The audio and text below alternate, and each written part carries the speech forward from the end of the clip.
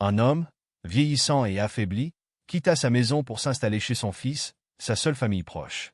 Ce fils vivait avec sa charmante épouse et leur petit garçon de 5 ans. Mais le temps avait laissé des marques profondes sur le vieil homme. Ses mains tremblaient sans cesse, ses jambes étaient faibles, et il peinait à articuler des mots. Dès les premiers jours, ses maladresses commencèrent à peser sur la vie quotidienne. Lors du déjeuner, alors que toute la famille était réunie autour de la table, il fit tomber une cuillère. Le bruit résonna dans la pièce, brisant l'harmonie du moment. « Papa, fais attention, s'il te plaît » s'exclama son fils d'un ton sec, irrité par ce petit incident.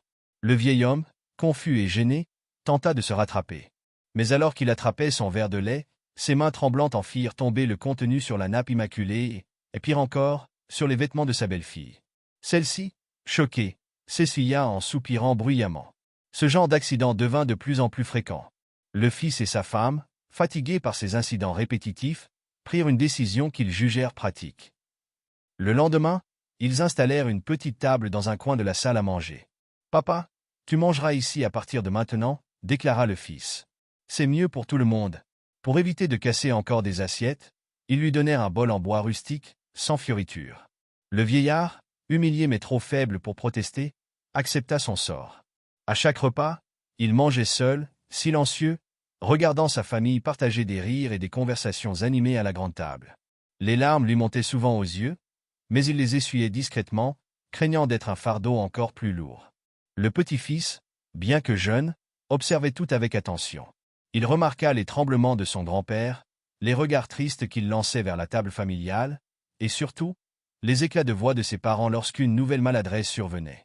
Un jour, alors que la famille s'installait pour le déjeuner, l'enfant remarqua des larmes couler sur les joues de son grand-père. Le vieillard ne fit aucun bruit, mais son visage exprimait une profonde tristesse. Cette scène resta gravée dans l'esprit du garçon.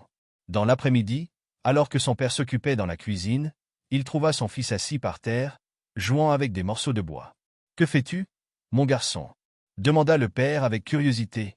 L'enfant leva les yeux, son visage innocent éclairé par un sourire. « Je fabrique 2 bols en bois. Un pour toi et un pour maman, pour quand vous serez vieux. Comme ça, je pourrai vous donner à manger comme vous faites avec papy. » Ces mots, d'une simplicité désarmante, furent comme une lame plantée dans le cœur du père. Il sentit une vague de honte l'envahir. Chaque moment où il avait traité son père avec mépris, chaque repas où il l'avait isolé, lui revint en mémoire. Les larmes lui montèrent aux yeux. Il tomba à genoux devant son fils, le cœur brisé. « Mon garçon » murmura-t-il, sa voix tremblante. Puis, il se leva précipitamment et courut vers son père. Le vieillard était assis dans son coin, tenant son bol en bois. Le fils se jeta à ses pieds et éclata en sanglots. « Pardon, papa. Je suis désolé. J'ai été cruel et injuste avec toi. À partir de maintenant, tu mangeras toujours avec nous, à la table. Plus jamais je ne te laisserai seul. » Le vieil homme, surpris, posa une main tremblante sur l'épaule de son fils, comme pour dire que tout était pardonné.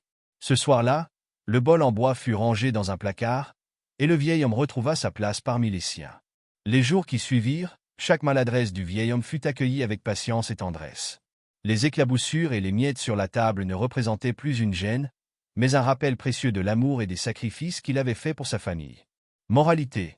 La façon dont nous traitons nos parents vieillissants reflète non seulement notre humanité, mais aussi les valeurs que nous transmettons à nos enfants. Ce que les jeunes apprennent en observant deviendra leur façon de vivre et d'aimer. Respectez et honorez vos aînés, car ils sont les racines qui ont nourri l'arbre de votre existence. Un jour, vous serez à leur place, et vos propres enfants se souviendront de vos gestes. Conclusion. Les actes de bonté et de respect envers nos aînés ne sont jamais insignifiants. Ils construisent des ponts entre les générations et rappellent que l'amour est un cercle éternel. Traitez les autres comme vous aimeriez être traités, car les graines que vous plantez aujourd'hui façonneront le jardin de demain.